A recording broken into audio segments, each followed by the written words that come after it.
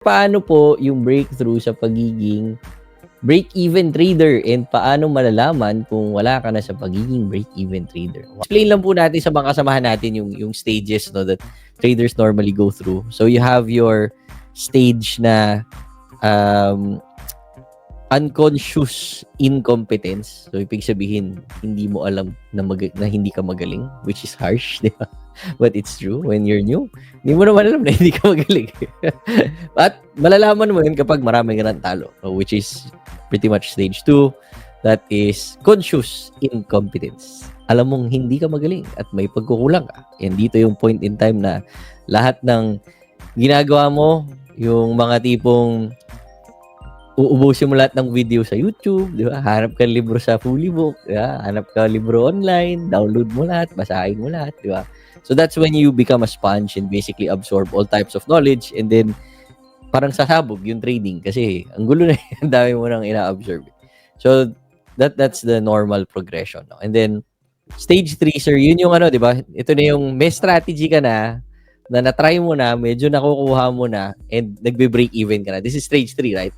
Yun yung stage 3 mo kasi ano na yun nasa conscious competence ka na.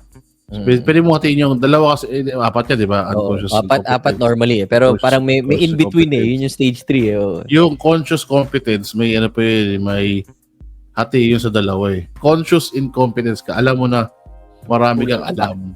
Oo, hahabulin mo. So, aral ka ng aral doon. So, ngayon, since alam mo na kulang ka, next stage ka na nun. Alam mo na yung, okay, conscious competence ka na. Kasi alam mo na yung gagawin mo Ngayon, pero hindi naman porket alam mo yung ginagawa mo, yung sabihin ng profitable ka. Kailangan may result. So, nandun ka sa borderline ng unconscious competence. Yung mastery, basically. So, para mag-transition ka doon sa next level is kailangan mo na malaman paano i-tweak yung system mo. Okay, bakit hindi mo kailangan baguhin yung system? Kasi nagagawa mo na You're a consistent break-even nga lang. You're a consistent trader, hindi pa consistently profitable trader. Pero yung results mo, consistent na. Yes, consistent ka na. Kaya okay na yung break-even kasi may trades ka na may results ka na may activity ka na ginagawa. So that means we can play with something na. Adjust na natin to. So paano tayo magbe-breakthrough? First, i-check mo yung ginagawa mo. Ano ba yung mali? What do we see? Ano yung mali? Bakit ka break-even lang? Babawas ka na ng mali. Yan na yun. Oo. Tatanggalin mo na ngayon. Tatanggalin mo na yung ano yung win rate mo? Let's say, ano yung win rate mo? Let's say, 50-50 ka. Okay. Kung 50-50 ka, ano yung risk-reward mo? Adjust mo na lang doon. Okay, 50-50 yung ano ko. Tapos, 50-50 yung win rate ko. 1:1 lang to. So, break-even ka lang. So, ngayon, check mo yung past trades mo. Kaya ko ba mag 1:2? 1:1.5? Or 1:2? So, check mo kung kakayanin yung mga trades na yon. Kung kaya, then yung next trade mo, imbis na mag 1:1 ka, mag 1:1.5 ka na. Or 1:2. Diretsong profitable ka na. Gets? Wala kang binago sa ginagawa mo. Binago mo lang kung ano yung settings na ginagamit mo.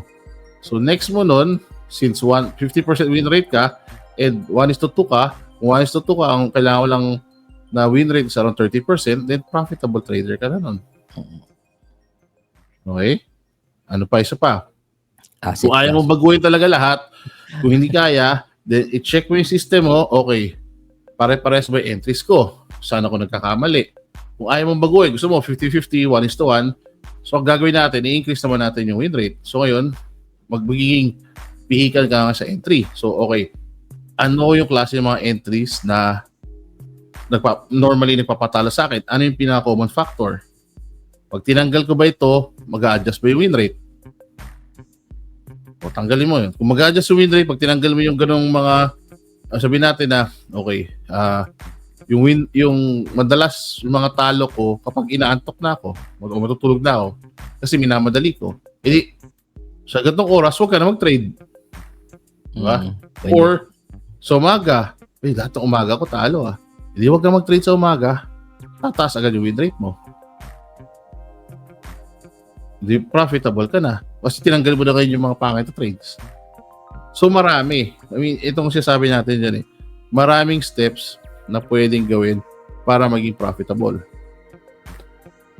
Yung last year, diba dito sa sa live, nilagay natin, may nagpa-check na account.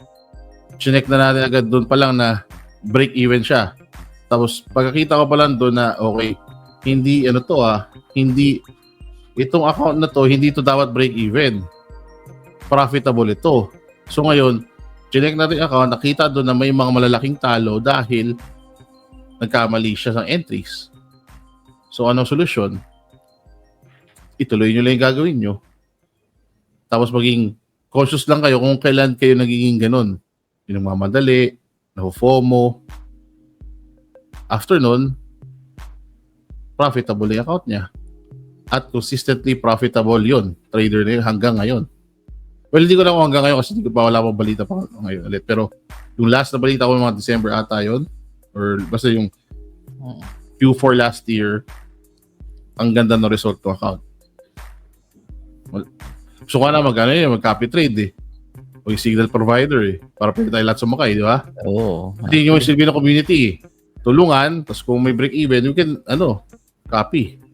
Hindi nagtutulungan ng palaki ng account, nagtutulungan tayo palaki yung account o pera ng bawat isa. Di ba? Anyways, yun yung idea na maging paglipat sa break even papunta sa profitable. Ina-adjust nyo na lang yun. Yun yung part ng conscious competence nyo. Pag tuloy-tuloy ka na doon, then of course, competence ka na. Mastery na nung ginagawa mo.